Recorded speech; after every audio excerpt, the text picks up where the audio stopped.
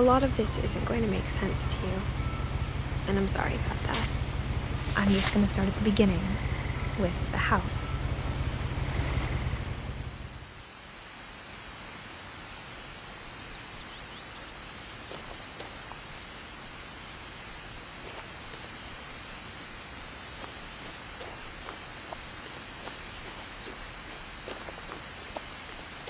I lived here until I was 11, but I wasn't allowed inside half the rooms.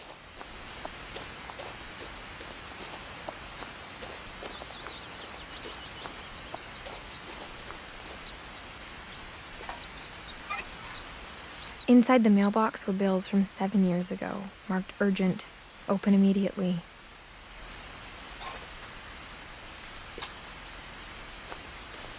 I hadn't been back since my brother Lewis's funeral.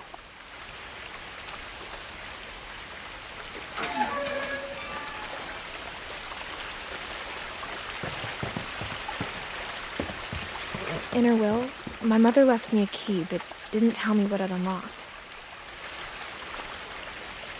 Maybe she thought I'd know, or she thought that the mystery would be enough to bring me back.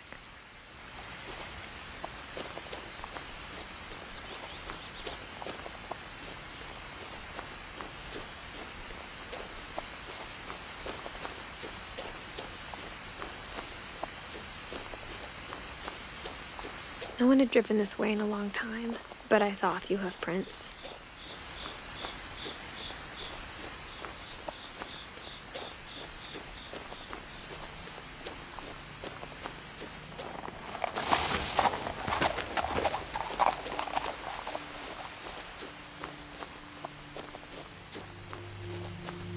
The truth is, even after I inherited the house, I never thought I'd come back to it. But now I had questions about my family that only the house knew the answers to.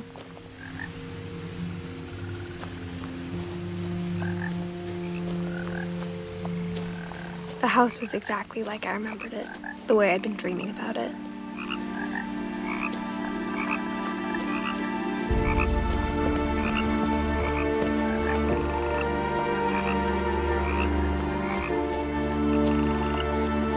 As a child, the house made me uncomfortable in a way I couldn't put into words.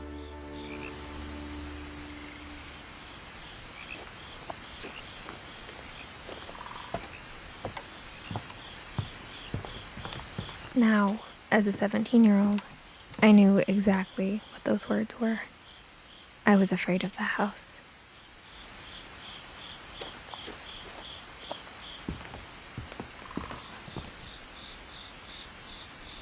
I hoped the key might unlock the front door.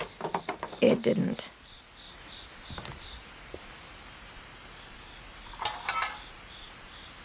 Looking in, I felt like the house itself had been waiting for me.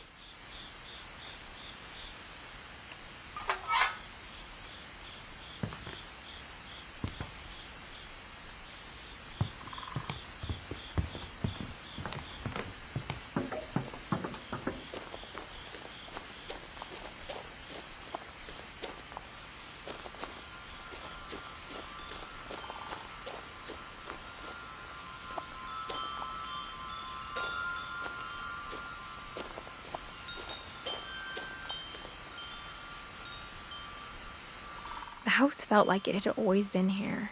Even the swing set was older than my mother.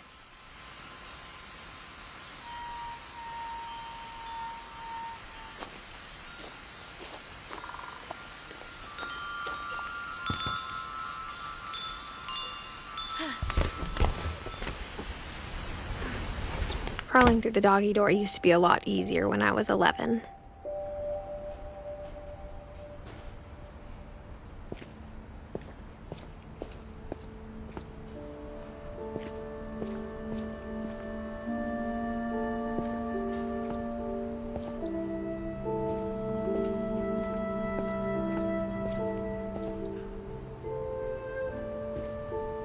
The power had been turned off the night we left. For the first time in years, I felt like I was home.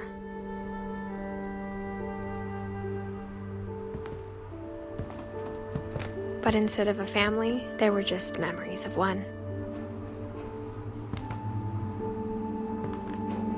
Like how after Louis started working at the cannery, we all got sick of eating salmon.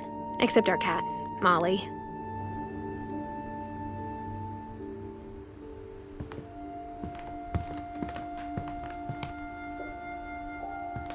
Nothing in the house looked abnormal. There was just too much of it, like a smile with too many teeth.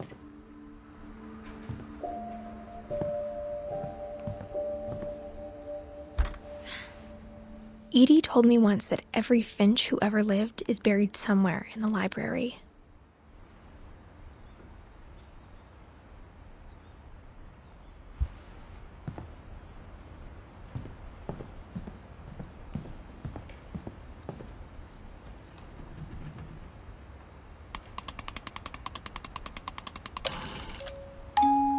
Great-Grandpa Sven built a music box for Barbara, along with the rest of the house. Mom always told me to stay out of the basement, so I wasn't too surprised when the key didn't fit.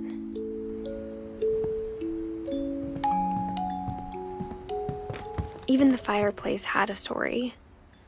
Edie told me the bricks came from the original house, after it sank.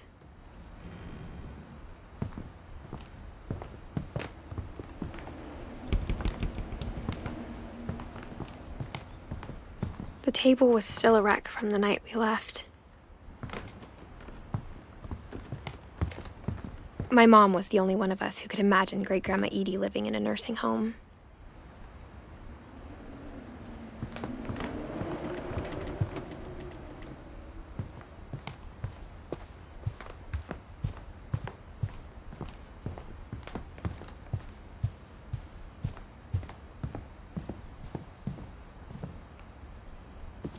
After Milton disappeared, Mom sealed up all the bedrooms. Then Edie retaliated and drilled peepholes.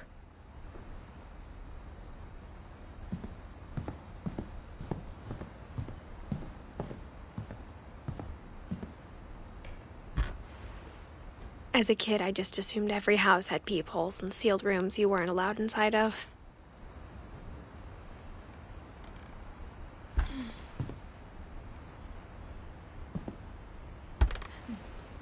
My Grandpa Sam spent 7 years sharing a room with his dead brother, Calvin.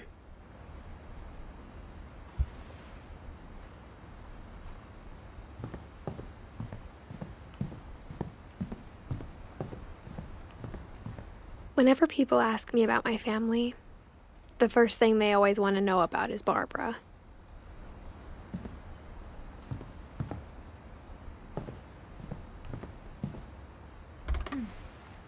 Barbara was a child star for 2 years, until America grew out of it. Edie's father, Odin, built the original house.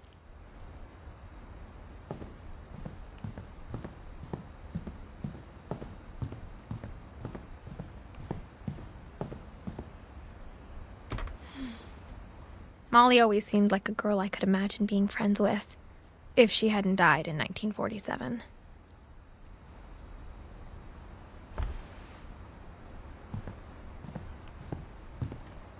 I spent a lot of time playing in Great Uncle Walter's room. I think my mom sometimes regretted not sealing it up.